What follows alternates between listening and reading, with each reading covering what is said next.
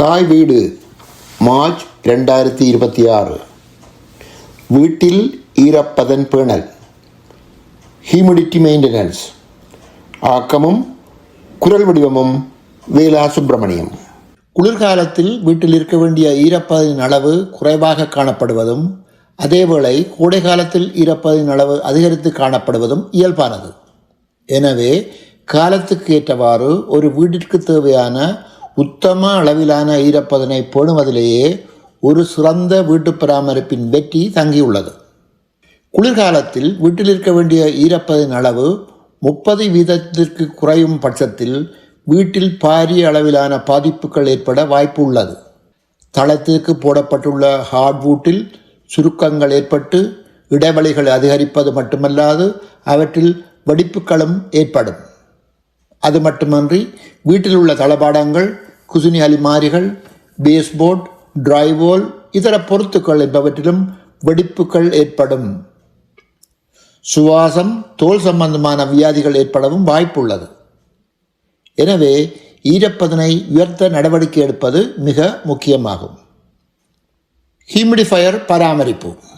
காலநிலைக்கு ஏற்றவாறு ஹியூமிடிஃபயரின் தேவை ஏற்படும் சந்தர்ப்பத்தில் அதனை பயன்படுத்துவது கூடிய பலன் தரும். கோடை காலத்தில் இதனை முற்றாக நிறுத்திவிட வேண்டும். வருடம் ஒரு முறையாவது ஃபில்டரை துப்புரவு செய்ய வேண்டும். தண்ணீரில் உள்ள கல்சிய படிவுகள் அதிகரித்து துவாரங்கள் அடைத்து விடுவதால் வெளியேற வேண்டிய தண்ணீர் வழி தெரியாது அது பொருத்தப்பட்டிருக்கும் இடமெல்லாம் கசிந்து பின்னர் அந்த பகுதி முழுவதும் கரளேறி இருப்பதை பழைய வீடுகளில் கண்கூடாக பார்க்கலாம். அதிகமான வீடுகளில் இவை இயங்காத நிலையிலேயே உள்ளன.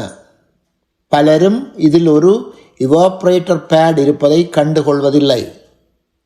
வருடா வருடம் கிரமமாக இதனை சுத்திகரிப்பதும் மேலதிக தண்ணீர் இலகுவாக வெளியேறுகிறதா என்று பார்த்து கொள்வதும் மிக முக்கியமாகும்.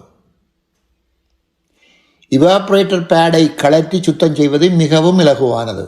அது பற்றி நினைத்து பயந்து கொள்ள வேண்டிய அவசியம் கிடையாது. வீட்டின் தன்மை, எமது பழக்க வழக்கங்கள், உள்ளக வெளிப்புற காரணங்கள் பல வீட்டில் இருக்கக்கூடிய ஈரப்பதனின் அளவை தீர்மானிக்கின்றது. பல மணித்தியாலங்கள் சமைக்கும் எங்கள் சமையல் நீராவி மூலம் வீட்டிற்கு அதிகளவு ஈரப்பதனை உருவாக்குகின்றது.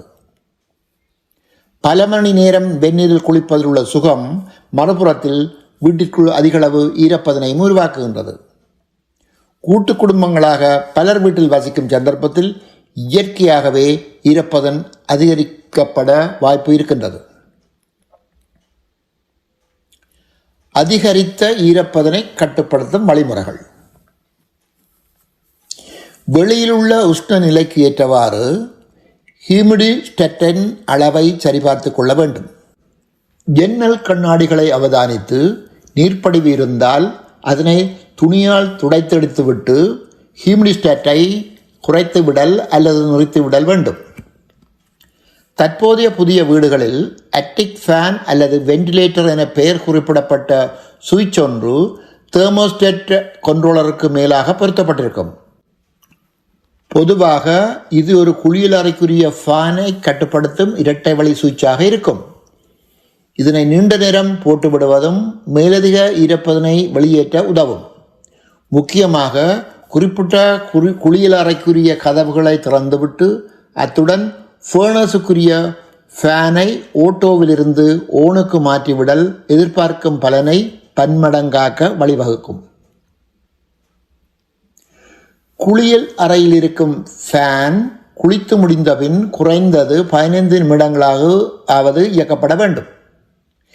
ஈரப்பதன் முற்றாக அகற்றப்படும் வரை தானே இயங்கி தாமாகவே நிறுத்திக் கொள்ளும் ஃபேன்களும் சுவிட்ச்களும் அறிமுகப்படுத்தியுள்ளன என்பதை கவனத்தில் கொள்ளவும். சமையலறையில் இருக்கும் ஓவர்ஹூட் ஃபேன் முறையாக பாவிக்கப்பட வேண்டும். சமையல் தொடங்குவதற்கு 10 நிமிடங்கள் முன்னதாகவும் சமையல் முடிந்தபின் குறைந்தது 15 நிமிடங்களாவது இந்த ஃபேனை இயக்க வேண்டும். ஈரப்பதனை கண்டதும் தானே இயங்கி தாமாகவே நிறுத்திக் கொள்ளும் ஓவர்ஹெட் ஃபேன்களும் அறிமுகப்படுத்தப்பட்டுள்ளன என்பதை கவனத்தில் கொள்ளவும். கழுவப்பட்ட உடுப்புகளை கொடியிலோ அல்லது வேறு முறைகளிலோ வீட்டிற்குள் உலர்த்தப்படுவது தவிர்க்கப்பட வேண்டும். துணி உலர்த்தும் இயந்திரத்தில் உள்ள வெண்ட் டக் முறையாக இணைக்கப்பட்டிருப்பதும் அடைப்புகள் இல்லாத இருப்பதும் உறுதிப்படுத்தப்பட வேண்டும். அதிக அளவிலான மரங்களோ அல்லது பூச்செடிகளோ வீட்டிற்குள் வளர்க்கப்படுவது தவிர்க்கப்பட வேண்டும். வீடு சுத்தமாக வைத்திருக்கப்பட வேண்டும் என்பதில் மாற்று கருத்துக்கு இடமில்லை. ஆனால் விரதம் என்ற பெயரில் அடிக்கடி மொப் செய்வதும் தவிர்க்கப்பட வேண்டும். கதவுகளுக்குரிய வெதர் ஸ்ட்ரைப்ஸ் கசிவை தடுக்கும் நிலையில் உள்ளனவா என்பதும், ஜன்னல்கள் முறையாக கோக்கிங் செய்யப்பட்டு கசிவை தடுக்கும் நிலையில் உள்ளனவா என்பதும் உறுதிப்படுத்தப்பட வேண்டும். வீட்டிற்குரிய இன்சுலேஷன் சரியாக இல்லாத பட்சத்தில் அதிக அளவு ஈரப்பதன் பாரதூரமான பாதக விளைவுகளை ஏற்படுத்தும். குறிப்பாக அட்டிக் இன்சுலேஷன் குறைவாக இருந்தால் சீலிங் மூலைகளில் அதிகளவு ஈரப்பதன் காரணமாக ஏற்படும் நீர்ப்படிமம் மோல்டாக மாறுவதை காணலாம். சிலர் ஜன்னல்களை சிறிதளவு காற்றோட்டம் வரும் அளவுக்கு திறந்துவிட்டு சமப்படுத்துவார்கள். அதிகளவு திறந்து விடுவதால் குளிர்கூடி வெப்பமாக்கும் செலவும் அதிகமாகும் என்பதையும் கவனத்தில் கொள்ள வேண்டும். வீட்டில் ஏதாவது கொண்டாட்டம் நடைபெறும் பட்சத்தில் ஹியூமிடிஃபயரை நிறுத்திவிட வேண்டியது அவசியம். மேலதிக சமையல் பலரது பிரசன்னம் அதிகளவு ஈரப்பதனை உருவாக்கும். ஒவ்வொரு வீட்டிற்கும் ஒரு ஹைக்ரோமீட்டர் வைத்திருக்க வேண்டியது மிக அவசியமானது. அத்துடன் ஈரப்பதன் அளவு 40% தொடக்கம் 60% வரை இருப்பது உறுதிப்படுத்தப்பட வேண்டும். ஈரப்பதன் அளவு 50% இருப்பது உத்தமம். அதிகமாக உள்ள ஈரப்பதனை அகற்ற டீஹியூமிடிஃபயர் பாவிக்கப்பட வேண்டும். நன்றி.